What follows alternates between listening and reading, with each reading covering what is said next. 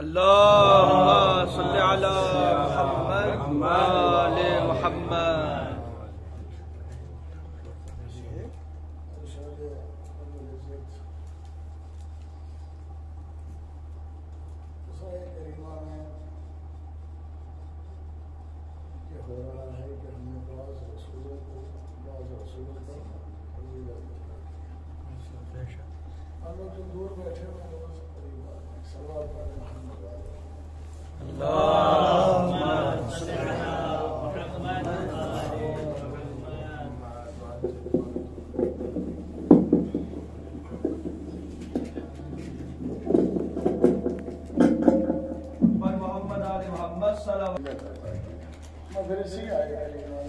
اللہ نے ذکر بھی کیا ہے، بتایا بھی ہے کہ فضیلت کس طرح سے کس رسول کو ہم نے عطا کی ہے. کسی کے ساتھ یہ بارے میں اس کو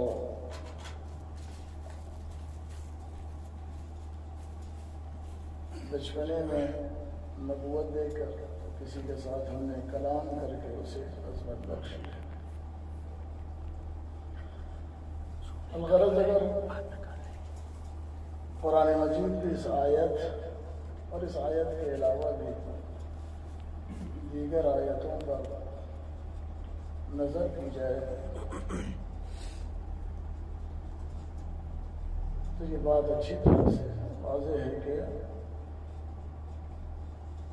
فرق ہے، سب جو ہیں وہ برابر نہیں ہو سکتے. تمہیداً یہ گفتگو کی بات عرض کر کے آگے کچھ باتیں عرض کر کے انشاءاللہ آپ کی ذہنت کو تمام کرنا ہے. کل کے مجلس میں بھی اسی عنوان سے گفتگو کیا تھا اور آج کے مجلس میں اس سے پہلے کے مجلس میں بھی.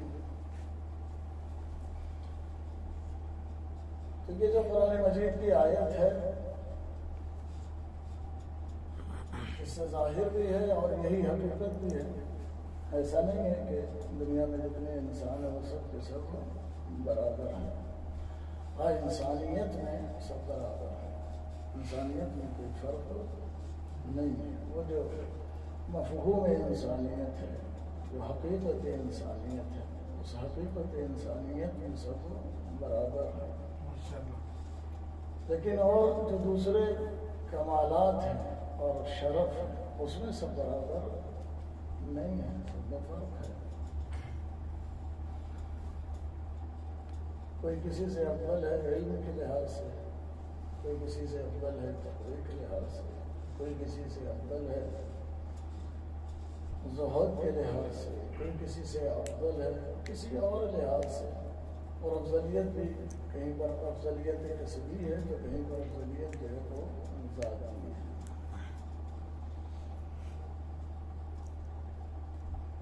جو افضلیت ذاتی ہے طبعاً اس میں انسان کا اپنا اختیار نہیں ہے، وہ اللہ کی طرف سے. انسان کو اللہ نے موجودات میں سب سے افضل قرار دیا ہے. اللہ کی ساری مخلوق اللہ کی ہے، جتنی بھی موجودات ہیں سب کو وجود دینے والا وہی پروردگار عالم ہے. لیکن اس نے انسان کے لیے خلق کرنے کے بعد فرمایا بسم اللہ الرحمن الرحیم لقد خلقنا الانسان فی احسن لقد کرمنا بنی آدم، ہم نے بنی آدم کو کیا ہے کرامت اور شرف بخشا۔ بنی آدم کو اللہ نے کرامت اور شرف بخشا، جب مکرم بنایا ہے، فضیلت دیا ہے اللہ نے اپنی تمام موجودات میں حضرت انسان کو۔ تو یہ جو انسان کو انسان بنانا، یہ کسی انسان کے اختیار میں نہیں ہے، بلکہ انسان کو انسان بنانا یا حیوان کو حیوان بنانا یا جماعت میں سے کسی بھی فرد کو جماعت بنانا، یہ سب کسی کے ہاتھ میں نہیں ہے۔ یہ اگر کسی کے ہاتھ میں ہے تو اس پروردگار عالم کے ہاتھ میں جس نے پوری کائنات کو خلق کیا ہے۔ یہاں پر اگر دیکھا جائے گا جو فضل یا کرم یا امتیاز کچھ ذاتی اعتبار سے اور کچھ شرف اور اقتصادی لحاظ سے،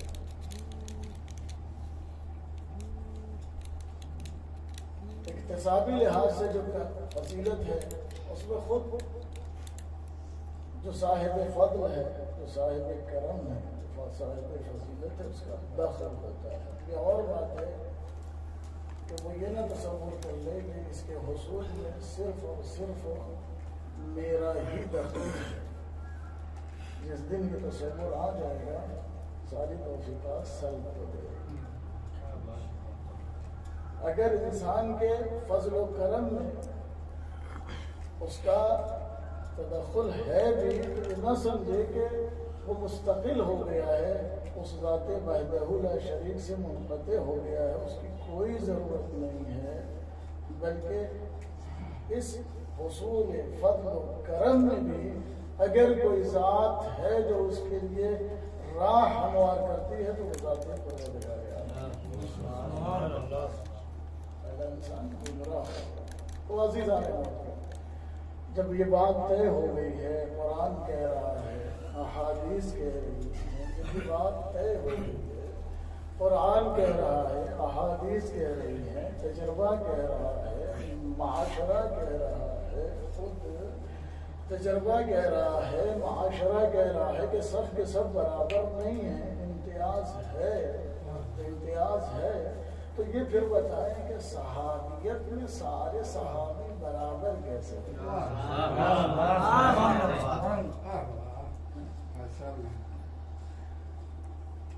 یہ نہ جانے کہاں سے مقولہ آیا کہ جتنے صحابی ہیں وہ سب کے سب برابر ہیں۔ بھائی وہ کہ جس نے کبھی کسی صنم کے آگے سر نہیں جھکایا اور وہ جو اپنی زندگی کے اکثر حصہ بت پرستی میں گزار چکا ہے، وہ اس کے برابر ہو سکتا ہے؟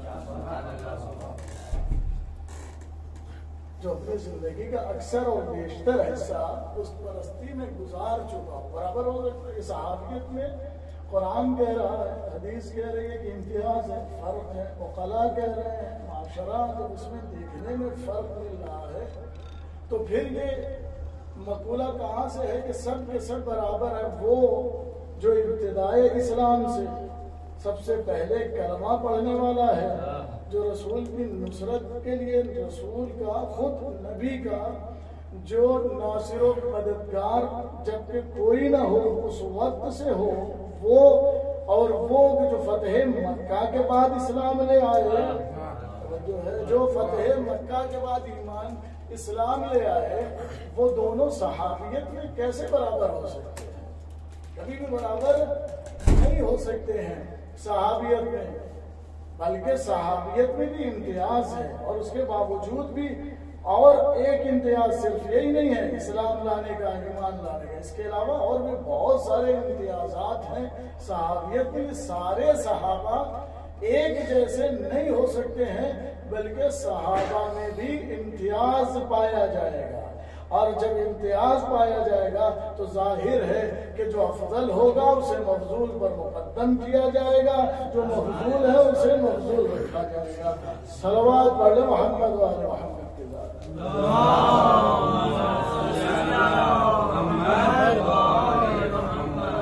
ایک اور صلوات پڑھ لیں محمد آل محمد.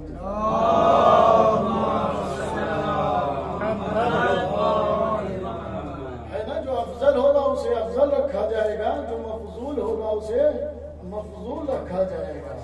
ہے جب ایک معیار قائم ہو جائے گا تو اس معیار پہ ہی چلنا پڑے گا. صحابیت میں یہ مقولہ قطعاً درست نہیں ہوگا.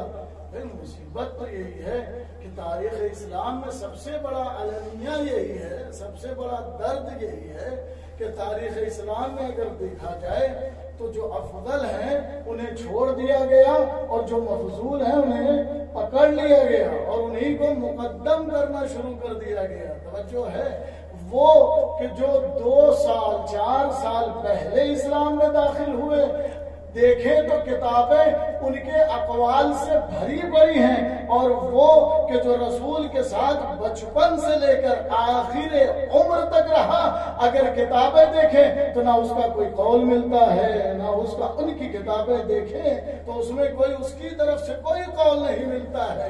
جبکہ اقرار کرنے والے یہ بھی کہتے ہیں کہ اس سے بڑا عالم امت محمدی میں کوئی اور نہیں تھا. ارے بھائی، جب اس سے بڑا عالم امت محمدی میں کوئی نہیں تھا، صحابی پیغمبر میں نہیں تھا، تو دوسروں کے اقوال کو اپنی کتابوں میں جگہ دینے کے بعد بجائے اس کے اقوال کو کتابوں میں جگہ دینی چاہیے. لیکن مشکل تو یہی ہو جاتی کہ اگر ان کے قول کو جگہ دی جاتی، وہ جو منشا ہے، وہ منشا اور وہ جو ہدف تھا، وہ ہدف حاصل نہیں ہوتا. اس کا قول کیا گیا ظلم ہے. یہ اہل بیت اطہار علیہ الصلوۃ والسلام پر ظلم ہے. وہ جو آغوش رسالت میں پروان چڑھے، جو رسالت کی خوشبو جنہوں نے بہت ہی قریب سے سونگا، جو آئے تطہیر میں رسالت معاب کے اس نوری حلقے میں رہے. ہم سے دکھائیں تاریخ میں کتنی کتابیں ہیں جس میں روایت امام حسن یا امام حسین سے نقل ہے. کتابوں میں کتنی روایت ہے کہ لمحہ فکریہ ہے ساری امت مسلمہ کے لیے. اور الحمدللہ آج اس دور میں بہت سے ایسے جو علماء مسلمین میں جو اہل سنت ہیں وہ اس بات کی طرف متوجہ ہوئے ہیں کہ آخر سبب کیا ہے، وجہ کیا ہے کہ جو ہماری کتابیں جو بھری پڑی ہیں روایات سے، اتنی روایات ہیں. غیروں سے تو روایات موجود ہیں لیکن اہل بیت سے روایات کا کم ہونا، اس کا سبب کیا ہے، اس کی وجہ کیا ہے؟ ہونا تو یہی چاہیے تھا نا کہ جس کو اللہ کے رسول نے یہ کہا تھا انی تارکم فیکم الثقلین کتاب اللہ و عترتی. روایات جو ہے وہ زیادہ تر کن سے ہونا چاہیے تھی؟ اہل بیت سے ہونی چاہیے تھی، عطرت نبی سے ہونی چاہیے تھی. لیکن عطرت نبی سے روایات بہت کم ہیں. ان سے روایات زیادہ ہیں کہ جنہیں 2 سال یا 4 سال نبی کی صحابیت کا شرف ملا ہے، نبی کی صحابیت کا شرف ملا ہے. تو کہتے یہ ہیں کہ کیونکہ نبی کا جھوٹا پی لیا تھا تو ان کے حافظے میں اتنی قوت آ گئی. توجہ ہے، نبی کا جھوٹا پی لیا تھا تو ان کے حافظے میں اتنی قوت آ گئی. بھائی جھوٹا پی لینے سے حافظے میں اتنی قوت آ گئی تو جو زبان رسالت چوس کر بڑھا ہے.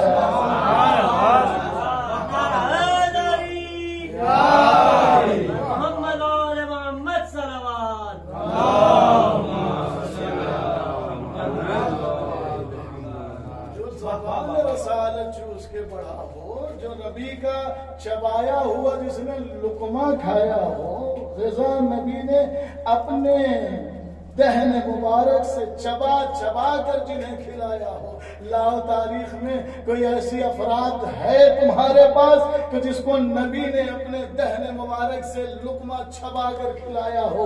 یا علی ملیں گے یا اولاد علی ملے گی کہ جسے نبی نے لقمہ چبا چبا کر کھلایا ہے.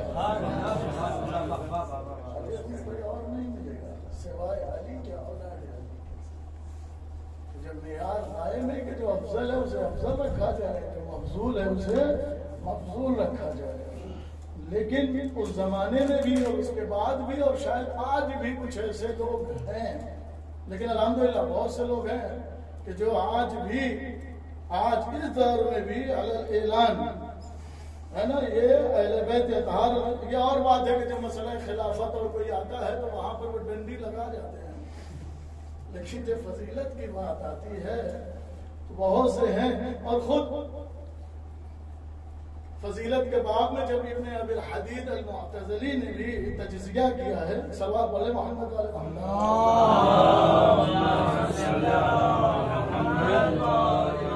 اس نے بھی 3 گروہ جو علماء اہل سنت کے ہیں اس میں 3 گروہ قائم کیا ہے. اور 3 گروہ علماء اہل سنت میں بھی 3 گروہ پائے جاتے ہیں. ایک گروہ وہ ہے جو افضلیت اور مفضولیت کے موقع پر ابن ابی الحدید یہ کہتا ہے کہ افضلیت اور مفضولیت کے لحاظ سے اگر گفتگو کی جائے تو ہمارے یہاں بھی 3 گروہ ہو، علماء اہل سنت میں 3 گروہ پایا جاتا ہے.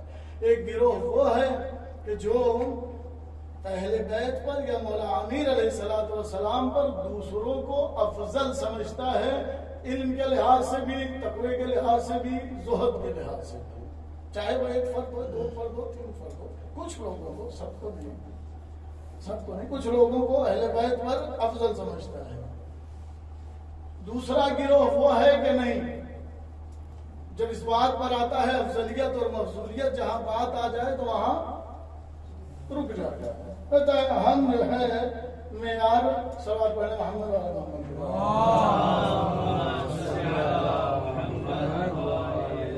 جب افضلیت اور مفضولیت کی بات آتی ہے تو رک جاتا ہے. ابن ابی الحدید المعتزلی شرح نہج البلاغہ میں یہ قائم کر رہا ہے، ایک سلسلہ یہ قائم کر رہا ہے، تقسیم کر رہا ہے. تقسیم کیا کہ 3 گروہ ہے علماء اہل سنت میں. ایک گروہ وہ ہے جو افضلیت اہل بیت پر کسی کو بھی افضل نہیں کرتا ہے، اور ایک گروہ وہ ہے کہ جو اہل بیت پر کچھ لوگوں کو مقدم کرتا ہے، افضل قرار دیتا ہے.